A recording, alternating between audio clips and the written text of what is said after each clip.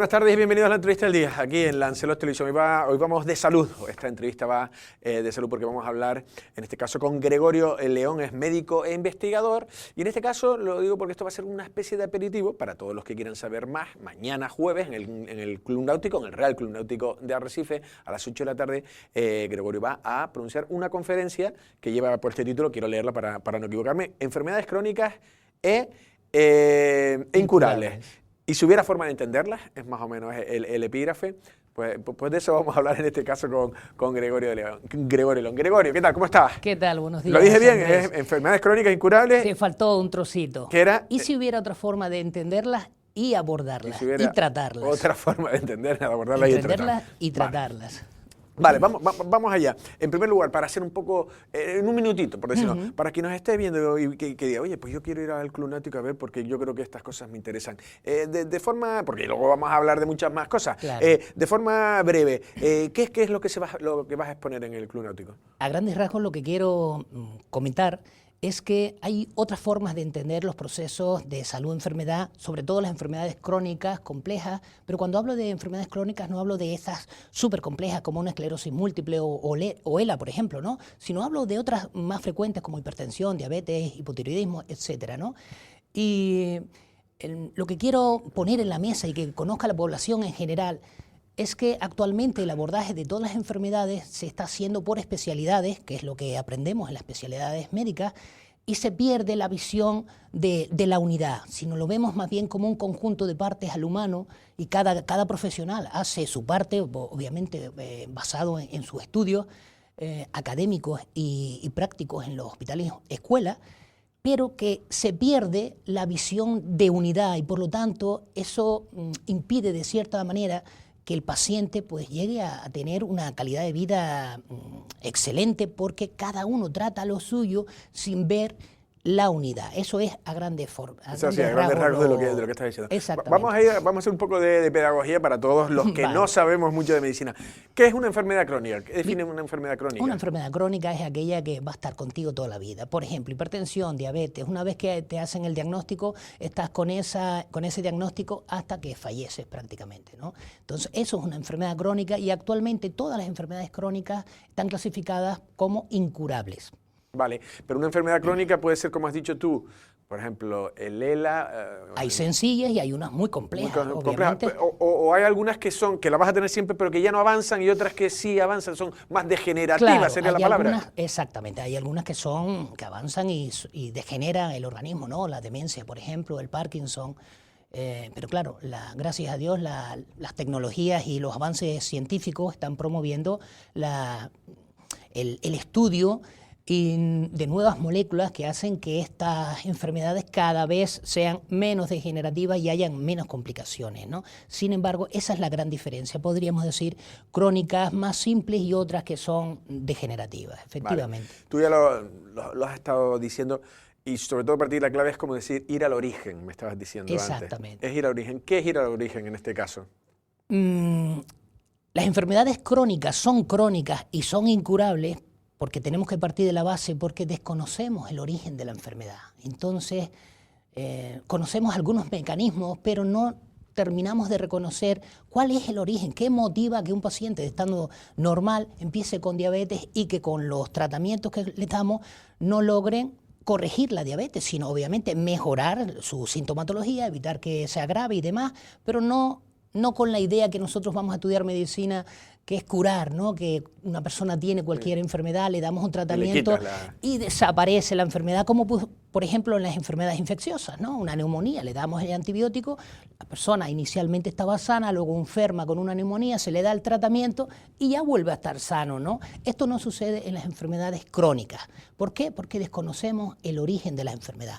Entonces el abordaje que hago yo, partiendo de la base que aparte de haber estudiado medicina interna, que es una especialidad médica, obviamente que estoy en proceso de homologación aquí en España. En México, me dijiste. Hice 10 años de investigación porque quería conocer... Eso te iba a preguntar, ¿cómo investigaste? Sí, la idea es que hice una maestría en inmunología, o sea, soy inmunólogo, quiere decir que soy experto en el sistema defensivo, que participa en muchas enfermedades, no solamente las infecciosas, también las autoinmunes y también los procesos oncológicos. Y además de eso estuve otros 5 años estudiando el resto de las células, el corazón, el riñón, qué hay dentro de las células y cómo se relacionan unas células con otras. Este conocimiento no se imparte en las facultades de medicina ni en los hospitales escuelas. Quiero decir que en el ámbito de la investigación no tiene nada que ver con que yo sea médico. Entonces usé y sigo usando actualmente este conocimiento adquirido durante los años de investigación para proponer los posibles orígenes de las enfermedades que llegan con los pacientes que llegan a consulta. Claro, porque tú lo que me explicabas antes que puede haber pacientes que tienen 3 patologías distintas. Ajá. Y a lo mejor, yendo al origen, sin abordarlas específicamente, podrían curarse. Curarse no, podrían... Curarse no, porque curar... sí, es incurable. Implica otra cosa, pero sí puede tener una remisión completa. ¿Qué quiere decir? Una remisión completa significa que desaparecen la sintomatología. Por ejemplo, un caso de un paciente que tiene artritis reumatoide, tiene bocio... ¿Para que eso qué es? ¿La artritis? Mira, artritis reumatoide es una enfermedad autoinmune. Todas las enfermedades autoinmunes son aquellas que tu sistema defensivo reconoce como extraño a tus propios tejidos. Entonces, los lesiona. Por ejemplo, tu sistema defensivo reconoce como extraño el cartílago de tus articulaciones y va por el cartílago y destruye el cartílago, produciendo inflamaciones articulares. Y eso es lo que llamamos... Exactamente, eso es una pregunta interesante y compleja.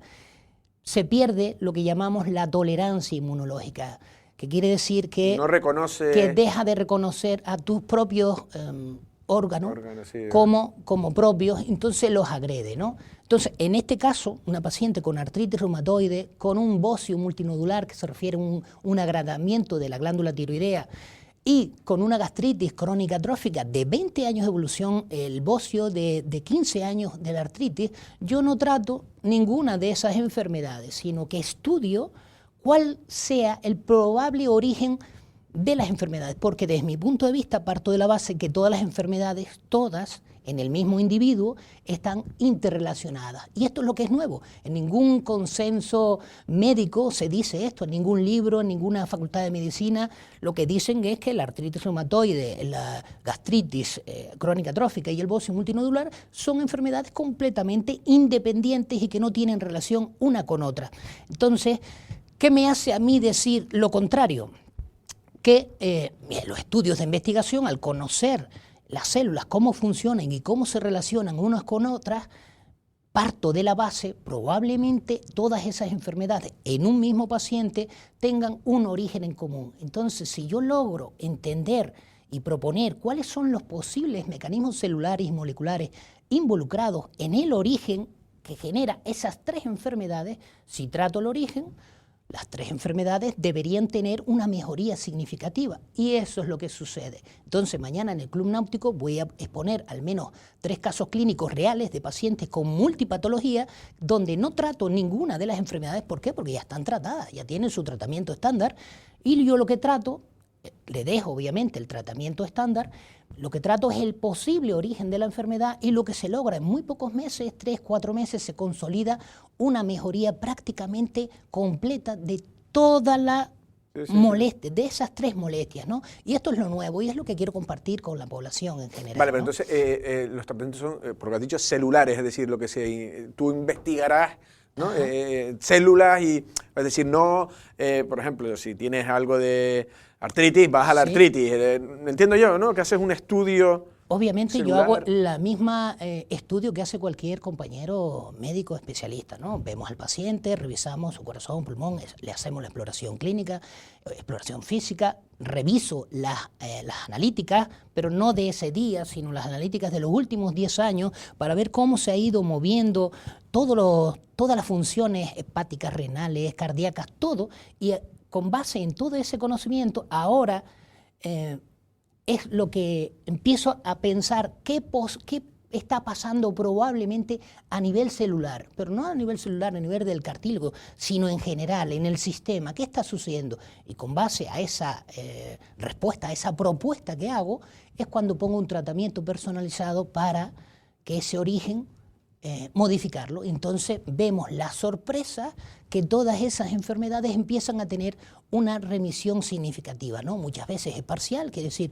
que disminuye significativamente, pero no completamente las molestias, y en otros casos es completa, es decir, tenía dolores articulares, pues ya no los tiene, no podía dormir, ahora sí puede dormir, tenía bocio, ahora lo tiene significativamente menor, tenía gastritis, ya no la tiene. A eso es lo que me refiero con remisiones completas, que es diferente a curación. Sí, que dices tú, es como que los síntomas están como controlados. Exacto. ¿Por qué te digo que es diferente la curación? Porque la curación implica otros planos. Por ejemplo, yo he tenido pacientes con artritis reumatoide de muchos años de evolución, se le da el tratamiento, los pacientes ya tienen una mejoría completa, pero con el tiempo entran en un periodo de la perimenopausia, donde su sistema hormonal, tanto la progesterona como el estrógeno, bajan a nivel del torrente sanguíneo, y como sabemos que las hormonas modulan el sistema inmunológico, lo que sucede ahí es que se pierde ese equilibrio que ya había y el paciente regresa a tener inflamaciones articulares. Entonces, ¿qué se hace en ese caso? Hago una interconsulta, obviamente, con el ginecólogo, y el ginecólogo le da el tratamiento de sustitución hormonal. Una vez que las hormonas están dentro de parámetros normales, el paciente vuelve otra vez a tener la remisión completa de la sintomatología. Otro caso, otros pacientes con enfermedades autoinmunes ya regulados, ya estabilizados, pero fallece, por ejemplo, algún ser querido.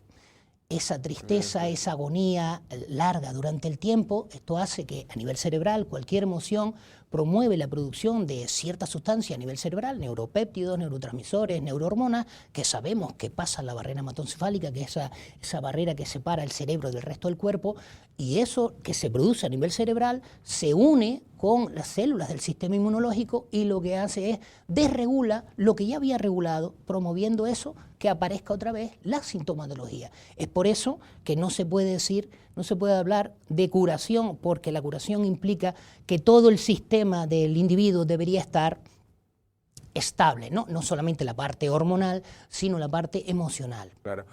Ahora estaba hablando por el tema emocional. Por ejemplo, hay gente que se le ve por su forma de ser, que es más depresiva, que todo le afecta, o hay gente que es, vamos a decir, si se puede decir, un amargado, que ¿eso le condiciona? ¿Va a condicionar eso su salud? Por supuesto que sí, pero también hay que ver que va en dos direcciones. Es decir, ¿qué fue primero, el huevo o la gallina? O sea, definitivamente, si estás triste, estás deprimido y tienes cualquier otra emoción, miedo, preocupación, eso va a impactar en tu sistema endocrinológico y tu sistema defensivo, por supuesto que sí, pero también al revés. Si tú estás bien y tienes un desajuste hormonal, te cambia el humor. ¿Cuántas mujeres tengo en consulta que cambia también entran en síndrome premenstrual o entran en el estado de perimenopausia y empiezan con ira, por ejemplo, o con tristeza, o con mucha preocupación? Quiero decir que esto va en dos sentidos. Por eso ahí es muy importante el apoyo tanto del psicólogo como del ginecólogo, ¿no? Ya. El otro día, veía un estudio, no sé si lo has visto, de los lugares azules, donde se estudiaba a la gente que más longevas era, y habían sitios en Okinawa, en no sé dónde, no sé cuánto. Y entonces, creo que era una doctora canadiense, establecía como los 10 parámetros para decir las probabilidades que tienes de llegar a los 100 años o de vivir con calidad. Y entonces tú dices, bueno, el primero y el segundo va a ser hábitos saludables de comida, ejercicio. Tal. Pues no, ese era el cuarto o el quinto. Los dos primeros eran sociales. El segundo más importante era que tener un vínculo de amigos, de hermanos, quien te pueda prestar dinero, quien te pueda dar el apoyo emocional. Y luego el primero, ahora tú haces la interpretación que tú quieras, me gustaría ver, venía a decir que es a la persona que va al bar y se sabe el nombre del camarero y que al portero le saluda todos los días y le pregunta cómo está su hijo. Es decir, como una especie de sociabilidad generalizada. Yo no sé si esto tiene efectos reales o... Sí, el efecto ahí es que tú estás contento, estás pleno, estás porque los alegre. geriatras cada vez hablan más de la parte social. Claro, ¿no? estás contento, estás pleno, estás alegre, te llevas bien con tu familia, no tienes rencillas con familias, no tienes rencillas con nadie, no tienes estados de depresión, obviamente, si tienes pérdidas, porque todo el mundo tenemos pérdidas en un momento dado, pero si estás arropado por el resto de la familia, si tienes tus amigos, incluso el vecino, oye, no te preocupes, todo va a estar bien, tienes tu duelo normal de 6 meses, 1 año y y ya está, ¿no? Sin embargo, si no tienes ese arrope, pues vas a continuar mucho tiempo con un estado pues, de tristeza, de ansiedad, de nerviosismo. Y como te digo, cualquier emoción, llámese cual que sea, promueve la producción de sustancias medibles a nivel cerebral, y eso que se mide y esas sustancias modulan la respuesta inmunológica y la respuesta endocrinológica. Es decir, por ejemplo, si tú estás contento, lo que produce es dopamina, serotonina, oxitocina. Y la oxitocina es una hormona que se produce a nivel cerebral, que se une a nivel de los ovarios y promueve la producción de progesterona y de estrógeno. Y cuando la oxitocina se une a nivel del páncreas, lo que produce es insulina. Entonces, si estás triste, es lo contrario.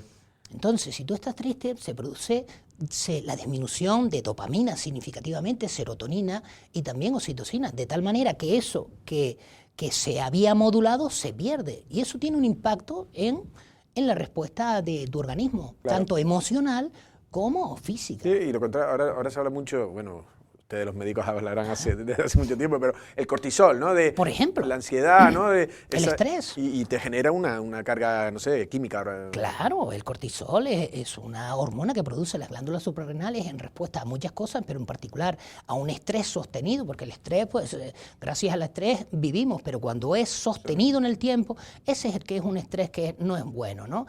Y el cortisol apaga tu respuesta inmunológica promoviendo estados inflamatorios. Entonces, obviamente, aquí hay que tener en cuenta que todo es multifactorial. No solamente porque tengas elevado el cortisol vas a tener necesariamente inflamaciones. No, promueve estados inflamatorios. Hay que ver el resto. ¿El resto qué es? La alimentación, por supuesto, tu trabajo, que estés cómodo, si haces ejercicio o no, qué calidad de aire estás respirando. En todas estas regiones que estás hablando de sitios azules, por ejemplo, los Kunsa, que están normalmente arriba de 5.000 metros de altura, pues no hay alimentos ultraprocesados.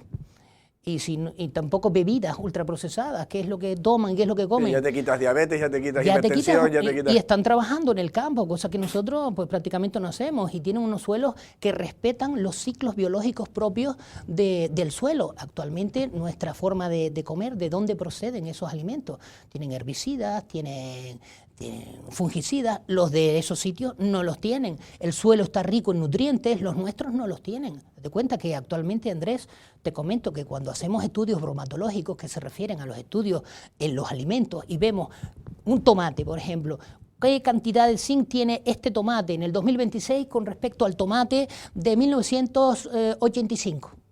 Pues solo tiene un 30%. De zinc con respecto a hace 30, 40 años. Por eso los alimentos actualmente, tú que tienes tu edad, que más o menos tendrás la misma edad que yo, yo tengo 51 años. Tengo 52. Pues mira, eres mayor que yo. Pues mira, hoy por hoy no saben las cosas. Entonces un chaval de 20 años prueba el melón y su sabor, su registro del sabor del melón es su normalidad. Sin embargo, nuestro melón no tiene nada que ver al sabor que tenía hace 30 años, ¿no? ¿Y eso qué tiene que ver? Con la calidad del suelo. Entonces, los suelos están agotados de nutrientes, crecen las plantas, obviamente a expensas de aguas con muchas cargas de nitrógeno, tienes los alimentos, pero no tiene nutrientes, y habría que hacerse la pregunta, ¿tendrá esto que ver con la enfermedad? Por supuesto que sí, pues si no tiene los nutrientes que requiere nuestra maquinaria, nuestro organismo para poder funcionar, pues este es uno de los factores. Entonces, si a una desnutrición celular le suma que tienes exceso de trabajo, que tienes preocupación porque no llegas a la hipoteca, estás nervioso, estás estresado, estás miedoso, pues obviamente se hace un cóctel de factores que determinan que vas a enfermar, ¿no? ¿Estarás tú entonces, yo no sé si favorable a tipo las paleodietas, dietas de estas que vienen a decir que el ser humano, porque lo digo porque una de las teorías va con los diabetes y demás, que por ejemplo, decían ellos que el hombre era un recolector y un cazador, así estuvo en la evolución de millones de años, y la agricultura son unos 16.000 años, algo así, es decir, dentro de la historia es una raya, y que eso ha propiciado, por ejemplo, el hombre no comía maíz, no comía trigo. Entonces, son esas las teorías, sabrás tú más que yo. ¿Conectas tú con ese tipo de historias o al final dices, mira...? En parte.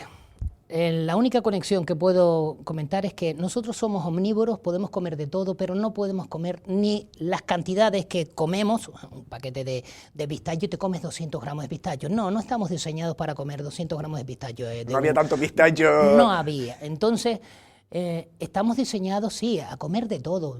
Sí es cierto que nuestra arcada dentaria se ha modificado con el tiempo, por supuesto, y pareciera que no deberíamos de comer carne, pero también inventamos los utensilios. Para eso está el cuchillo, está el tenedor, y las múltiples modificaciones culinarias para hacer unas carnes más blanditas, ¿no? Y que nuestros incisivos lo puedan morder. Entonces, yo estoy de acuerdo con una alimentación omnívora, por supuesto, pero la gran diferencia es que nuestras carnes, nuestros pescados no debieran de tener todo lo que actualmente tienen, ¿no?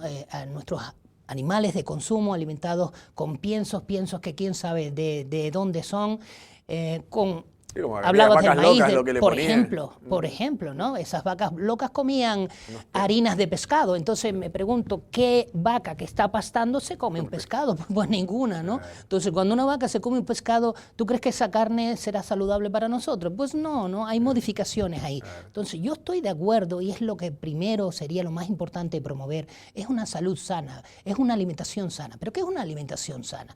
Aquella que provenga de un suelo sano, donde tengan la fertilización normal, con estiércol como se ha hecho toda la vida, un estiércol que está fermentado de forma aeróbica y que, pues... proceso natural. Un proceso natural, exactamente, donde el suelo está rico en nutrientes y lo que tú plantes ahí va, el tomate, berenjena, lo que quieras, la calabaza, lo que sea, va a adoptar los minerales que requiere del suelo y eso es lo que aporta a nuestra salud. Ahora, si no viene de esos suelos, pues tenemos que partir de la base que primero que se echan a perder mucho más rápido. No sé si te ha pasado, ¿no? Compras calabaza, lo pones en la nevera y a los 3-4 días ya está hecha polvo, ¿no? Cuando eso hace años era impensable, te duraba la calabaza un año fuera del refrigerador, ¿no?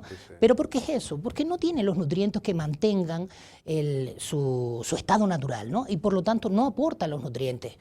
Y en relación al resto, a cereales, maíz, yo estoy de acuerdo en que inicialmente yo por lo menos aconsejo que no sean transgénicos, que son esas modificaciones que hace el humano para que el herbicida cuando entre a la semilla, porque entra, no muera. Muere toda la hierba que hay alrededor. Estamos hablando de plantaciones de hectáreas donde pasa una avioneta y echan los herbicidas. Ese herbicida entra a la planta y ese herbicida te lo comes tú. Y yo pregunto, ¿será posible que ese herbicida tenga alguna actividad a nivel hepático? La respuesta es probablemente sí. Y esto no esté de alguna manera, es un factor más que se suma a que nos enfermemos. Sí, y al final cuando dice sí. Estoy comiendo sano, entonces, que estoy comiendo frutas y verduras, al final igual te estás envenenando. Claro, pero ¿qué frutas y qué verduras? ¿De dónde vienen esas frutas y verduras? ¿Cómo fueron cultivadas? ¿Cuánto pesticida tiene? Prácticamente el café, ¿no? Los cafetales, ¿le crees que le echan pesticidas? Pues sí. Entonces, a la audiencia que nos escucha, mi primer consejo es que tenemos que regresar al campo. Y nosotros que estamos en Canarias, hay mucho campo, hay muchas asociaciones, por ejemplo está Permaterra, a mí me encanta esta asociación que está promoviendo que la sociedad se junte y que vaya a la tierra, cultive su alimento y de paso pues tengas una interacción no solamente con otras personas, que es importante, sino también con el suelo, ¿no? Te descalces, hagas una toma de tierra como tenemos toma de tierra en las casas, ¿no? Entonces, es decir, no es comer frutas y verduras y ya estoy sano. No, es de dónde procede esa fruta, esa verdura. Tiene que ser rica en nutrientes y que no tenga pesticidas.